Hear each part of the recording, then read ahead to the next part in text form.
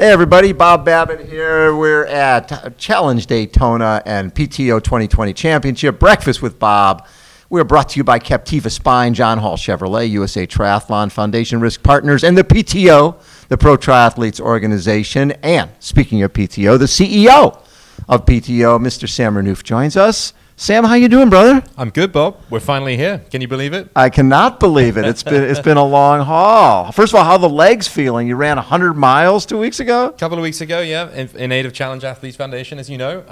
I'm pretty tired, but luckily focused up here this weekend, not down here. That's pretty amazing when you just walk out the door and go, I'll go run 100 miles. What the hell? Yeah, 23 hours, a lot of rain, but pales in significance compared to the athletic achievements we'll see this weekend. Yes, that's for sure. Absolutely. So when you see this all come together, when you see ITU athletes and Ironman athletes and half distance and full and short distance all coming together under one roof, under PTO, what are your thoughts? The more Olympic medalists here than any triathlon in history. Yeah, that's another one. Look, it's the race of the year. Simple as that. Yeah, it's obviously the dynamic of so many races being cancelled played into that. But we're super excited with our hosts, Challenge North America, Challenge Daytona, to have the race of the year here in Daytona. Very excited. So when you guys launched PTO, obviously pre-COVID, yeah. Nobody knew the role you guys would have to play. I mean, think about it. 2 years ago, there wouldn't, if this had happened, there was no backup for these athletes. And what you guys did is you announced, while people are wondering, gosh, if I'll ever race again, you're announcing a maternity program. And you guys are announcing that, hey, we are going to pay bonuses based on what we said we were going to do, even though there were no races this year. We're going to pay you based on what you did last year. Talk a little bit about how PTO has stepped up to help these pros out in really a serious time of need.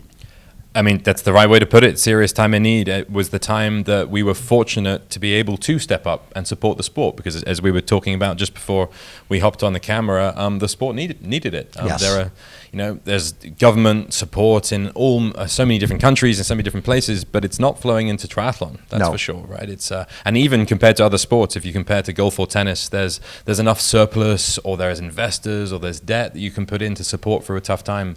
And triathlon didn't have any of that. So look, we look at it, although operationally an incredibly challenging year, of course, to launch, and all of our original plans curtailed, but we feel very grateful that we've had the opportunity to be able to help, frankly, and provide the buffer of support that really the professionals need, and ultimately the sport needs, because triathlon is all about racing, right? You can't be a triathlete unless you're doing races. Well, and speaking about racing, I've always professed that the most important link in the chain is our race director. And with a lot of, obviously, most races didn't happen this year. And a lot of race directors, they make their living off of putting on races. And if they can't put on races, they're gone. If they're gone, for the pros, there's no way to make a living. Right. So how are you guys working with race directors? Yes, it's been a very different year. Again, our original plan was to launch with the Collins Cup. Yes. Obviously, the Collins Cup got postponed till next year. The first thing we did was to freeze our world rankings and pay out the athletes early, as you know, and that's been covered. But then the second step, having provided that sort of layer of support, that cushion, both to the top athletes, but also to some of the lower ranked athletes, the development athletes that are rising up, to at least allow them the opportunity to continue to be professional athletes, because otherwise many would have had to stop racing altogether. No question. The next step was to look at if there were pockets of opportunity to race, could we provide a bit of support to those race directors that ultimately kind of creates a flywheel, right? Because as you said, if you don't have races, then professional athletes can't perform, lose your identity even as an athlete. And so we have supported 14 races this year all around the world. We've gone from UK, US, Canada, France, South Africa, Australia, New Zealand, and we've got the last one coming up. In fact, we haven't actually announced it yet, but the last one is going to be in Brazil in about 3 weeks' time. And what we've done there is just provide a small amount of support, of financial support to the race directors to provide as prize money in order that a professional field can come along, do what they do best, raise the profile, and hopefully create the flywheel that should exist when you have professional sport. So with the sport, and we know not knowing at this point what's going to happen next year, I mean, we have a sport where a lot of race directors, even with a full field, with 2,000 people in a race, are struggling. If, from a COVID perspective, if they have to cut their field down by a quarter, but their costs don't go down. It's going to be a tough time. It's going to be a tough time. And For PTO, do you see that as part of your role to try to help those race directors stay in business? Because you really weren't created for that. We weren't. No, that's very true. I think, look, it's an overused phrase to describe COVID is that it's accelerated trends in almost every industry. Right. Whether that's, any weak businesses have got weaker, strong businesses have got stronger, Yes. frankly, especially online. And what I think it's revealed truly is that in much of the triathlon industry, it's a broken business model. Right? There isn't enough money flowing into the sport to sustain it. And that's part of the reason the PTO has been created. We don't have a normal business model that's just based on bringing in age groupers and charging exorbitant entry fees, which, even over the last 5 years, the entry fee costs have got higher and higher and higher. It's no surprise that maybe in some markets that participation is dropping. Right. In contrast, as you're seeing here, it's one of the reasons why we're here for the PTO Championships at Challenge Daytona is our model is about TV and putting on a really great broadcast, and that's what we're super excited about on Sunday. So when I look at the other aspect of PTO, I love the concept of Collins Cup, right? What you're going to be doing in Samarin next May. Yep. And having the internationals against the Europeans, against the Americans, similar to Davis Cup type of format. Talk a little bit about that and what your goals are there. So it's really two parts. So it's a reimagining, or the more common phrase used in TV is a reformatting of triathlon. So not just throwing on getting the best athletes together and throwing on a TV show. It's looking at the product itself and saying, can we do things differently and make an exciting TV product? And actually, before even talking about the Collins Cup, this here behind us is a perfect example of that, right? We're in, as it says up there, you can't see it on the screen, but it's the world center of racing. So no question. What logical place, or more logical place, to bring the world's best athletes and see if we can create exciting TV content. I know you had Bill Christie on earlier talking about the really incredible team at NASCAR Productions that are putting on the broadcast with us. And it's hugely exciting for the sport to have a team of that quality telling the stories of the athletes, right? It's just, we're super excited. Well, and not only that, but the fresh eyes that come from a group that produces events for television, looking at it and going, well, wait a second, this is the way they've done it in the past. This is the way we do it and get great ratings. How do we bring some of that into here? And that's what the sport needs, Bob. It's simple as that, right?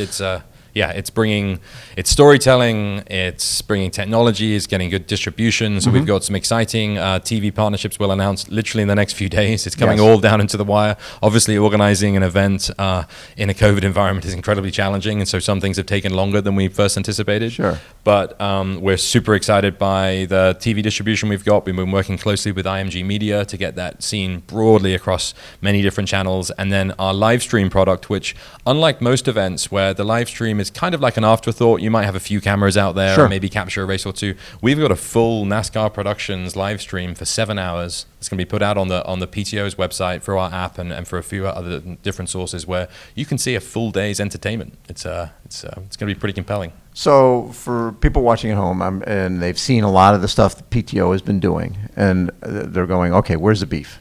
Where are the dollars coming from? What's the ROI for this? Because we've seen it in the past. We try Dubai and Challenge Bahrain, where people are into it because they love the sport. But eventually, if there's no return on investment, those things tend not to last. Sure. Yeah. What is the staying power here? It's a very valid point. And there's one big distinction to say. Yes. Try Dubai or even Super League is a more recent example. Is those are event promoters, right? Ultimately, these are groups that are coming in and they're putting on an event, and ultimately it's a business decision and they want to show an ROI. Like you said, in the case of the PTO, we're very different. We're an athletes organization, right? Set up very similar to the ATP and the PGA Tour in golf. And although those are the examples we use all the time to describe, the comparables between golf and tennis, because they are so similar in global sport, but really it's a natural evolution that the majority of professional sports, at some point, professional athletes organize, create their own entity, and go on to take it commercially further. And it's just taken triathlon a little bit longer to do that. But then on the other hand, it's only about 40 years young, right? So it's a young sport. It's a young sport, and now's the next logical step. So I didn't quite answer your question on ROI there, but it's more to sort of put the context on that we've got a very different time horizon, right? Than a commercial operator who comes in and says, I need a return within 3 years. For us, it wasn't about that. It was about uniting the professionals together in one group and showing that we can create incredible storytelling, incredible broadcast potential that ultimately reaches a big audience, and big audiences result in dollars at the end of the day, or pounds, or lira, or euros, wherever you are. And that's really the fundamentals of it, is that we need to put on events like this, put them on for broadcast, reach a very large audience, and ultimately convert that into sponsorships and media rights down the line. But look, it's a long-term plan. I think when we look at COVID, and if you're looking for silver lining is there's more people riding, running, potentially swimming. People are understanding that my health is the most important thing I own. Yep. Right? And I'm getting my Peloton bike, and I'm getting on my Zwift, and more people are riding indoors, more people are running indoors. That speaks well to where the future of PTO, and I'm sure you're looking at those trends. There's more people getting into the world of endurance now than ever before. Hugely so. And look, people look at triathlon and say, oh, it's a niche sport, it'll never be that valuable. But if you think about the components, yes, close to 1 billion people swim, cycle, or run, right? And triathlon is the top of that pyramid of mass participation sport. So inevitably, we think it's a natural path. Like you said, post-COVID, more and more people swim, biking, running, more and more people become interested in triathlon if they're inspired by incredible events and incredible athletes. And that's really what the PTO is all about. And what we've talked about, how the sport had been declining in the U.S., right? Less events, a lot of great events have gone away. When you look at this venue and see a totally controlled venue, no car is driving out on there and running over a cyclist, right? You've got a pure venue with a body of water, place to ride, place to run that is totally safe. Yep. And you could be doing events here on a Monday afternoon. You could do it. This could be the future of our sport. It could well be. And going back to, I think it was in May, maybe a little bit earlier, when we were obviously looking through the barrels of COVID, if I put it that way, and saying, look, everything's being cancelled left, right, and center. If there's one place that the PTO could get involved and be involved with a race that probably could take place during COVID, Challenge Daytona was probably going to be the one, right? You've got such an incredible venue here. You've got a team that have operated world-class events for many, many years, and a venue that is able to be completely shut off. A couple of thousand athletes, ultimately. It's really quite incredible. Well, and this is just the first, right? This is the first. Exactly, you've talked to Bill Christie, and you know that he has a vision for a dozen of these around the U.S., which could bring a ton of brand new people who have been on their Peloton and now are exposed to our sport. And we've talked about this before, too. As people age, this is the fountain of youth. Yep. We are sitting in the basically anybody could do this sport, not just when they're 20, 30, 40, but when they're 70, 80, 90. You could be doing this sport forever. Absolutely. Yep. And we hope Sunday is going to inspire a lot more people to do exactly that, Bob. A pleasure, Sam. Thank you so much for taking time. Great to be here. Sam Renouf has been our guest again. This is Breakfast with Bob from Challenge Daytona in the PTO 2020 Championship. Hold on. We'll be right back.